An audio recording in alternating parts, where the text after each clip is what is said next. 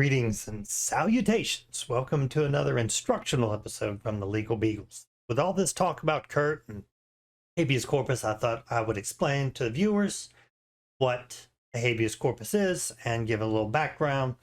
This isn't completely exhaustive. There's a lot of from just Wikipedia, just so people have a general understanding of what is going on here and what a writ of habeas corpus is. Hopefully, no one else here needs to use this, but it is something simple that it's easy to remember, to be able to write down with just any pen and paper and hand to a judge. That's the idea. So let's get started. Habeas corpus. From the Merriam-Webster dictionary, it's a noun. Any of several common law writs issued to bring a party before court or judge, especially habeas corpus ad subjudicendium. I think that's right. To the right of a citizen to obtain a writ of habeas corpus as a protection against illegal imprisonment. Habeas corpus origins. Habeas corpus originally stems from the Assize of Clarendon, 1166, a reissuance of rights during the reign of Henry II of England in the 12th century. The foundations for habeas corpus are wrongly thought to have originated in the Magna Carta, but in fact predates it. This charter declared that, quote, no free man shall be taken or imprisoned or be disseized of his freehold or liberties or free customs, or be outlawed or exiled, condemned, or any otherwise destroyed, nor will we not pass upon him nor condemn him, but by lawful judgment of his peers or by the law of the land. The Magna Carta, it states no legal officer shall start proceedings against anyone, not just freemen. This was even then a universal human right, on his own mere say-so, without reliable witnesses having been brought for the purpose. That's it in the original Latin, if you're into such. From Wikipedia, the writ of habeas corpus was described in the 18th century by William Blackstone as a great and efficacious writ in all manner of illegal confinement. It is a summons with the force of a court, and it is addressed to the custodian, a prison official, for example, and demands that a prisoner be brought before the court and that the custodian present proof of authority, allowing the court to determine whether the custodian has lawful authority to detain the prisoner. If the custodian is acting beyond their authority, then the prisoner must be released, and any prisoner or any person acting on their behalf may petition the court or a judge for a writ of habeas corpus. One reason for the writ to be sought by a person other than the prisoner is that the detainee might be held incommunicado. Most civil law jurisdictions provide a similar remedy for those unlawfully detained, but this is not always called habeas corpus. For example, in some Spanish-speaking nations, the equivalent remedy for unlawful imprisonment is the amparo de libertad, protection of freedom.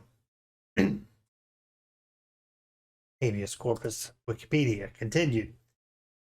Habeas corpus has certain limitations. The petitioner must present a prima facie case that a person has been unlawfully restrained as a procedural remedy. It applies when detention results from neglect of legal process, but not when the lawfulness of the process itself is in question.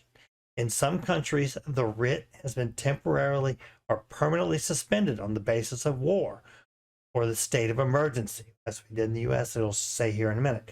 For example, with the Habeas Corpus Suspension Act of 1794 in Britain and the Habeas Corpus Suspension Act of 1863 in the United States. So Lincoln did this during the Civil War. The right to petition for a writ of habeas corpus has nonetheless long been celebrated as the most efficient safeguard of the liberty of the subject. The English jurist Albert Venn Dicey wrote that the British Habeas Corpus Acts declare no principle and define no rights, but they are for practical purposes worth 100 constitutional articles guaranteeing individual liberty.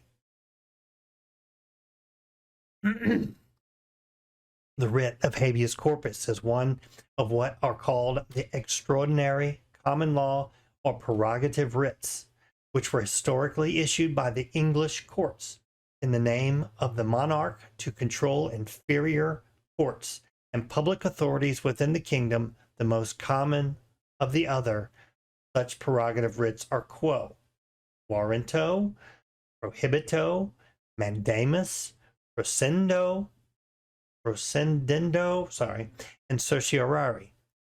The due process for such petitions is not simply civil or criminal, because they respondent must prove their authority to do or not to do something.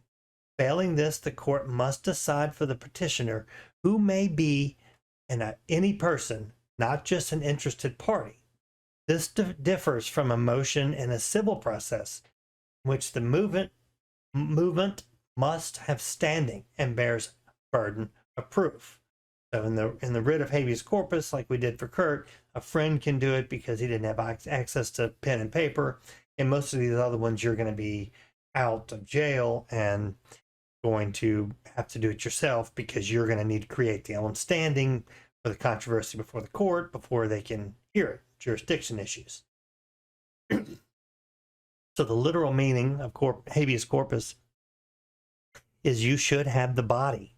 That is, the judge or court should and must have any person who is being detained brought forward so that the legality of the person's detention can be assessed.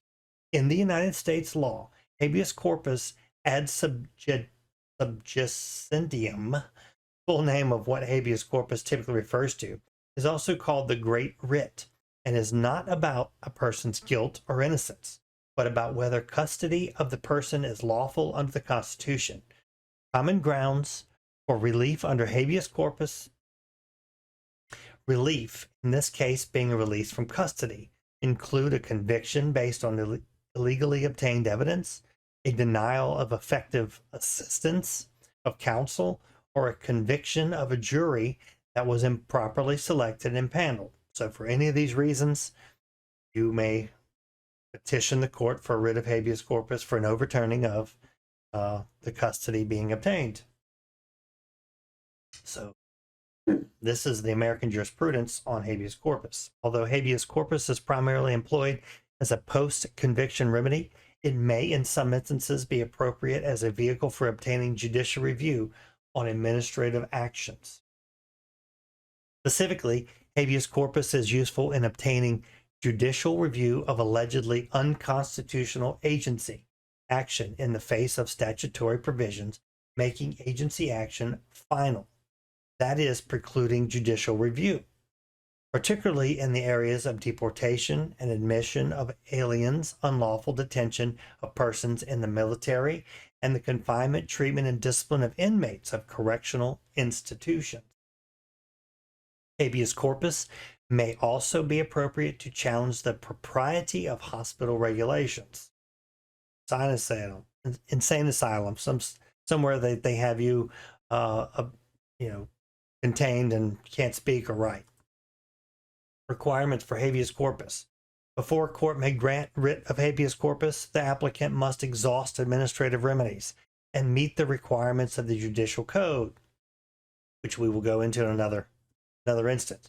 It should be noted that the provision of the code which directs the courts to summarily hear and determine the facts and dispose of the matter as law and justice require may permit a court to choose a more appropriate form of relief, even though habeas corpus is the sole relief requested in the pleading. So the court can go a different direction, although in Kurt's case, they may need to hear it before they can have any remedy at all. But nonetheless, certiorari, this would be appeal to the Supreme Court. In the absence of other means of review, a party seeking review of a ruling by an administrative agency may petition a designated court for a common law writ of certiorari. So it could be, I guess they're saying you can petition certiorari if you get an agency ruling, an administrative hearing.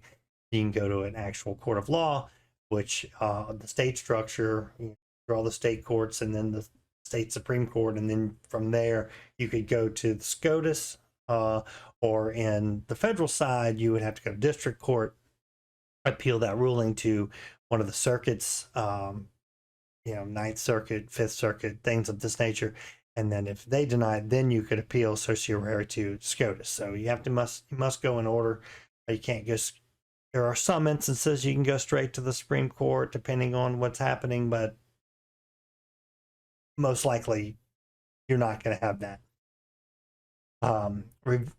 Review by a writ of certiorari may be limited to local agency action that is not otherwise subject to review under State Administrative Procedures Act. Giving you multitude of remedies in case you get stuck in a place like Kurt has, but here we are. And further, certiorari cannot be requested where administrative remedies terminating in judicial review are available and unexhausted. So lots of cases you're going to have to go straight to the agency and make sure that you've exhausted all those administrative agencies, much like we've done in the Mississippi Band of Choctaw Indians. We went to federal court first. Federal court said, no, you got to exhaust tribal remedies. We went there. They said they wouldn't hear the case. Back to district court.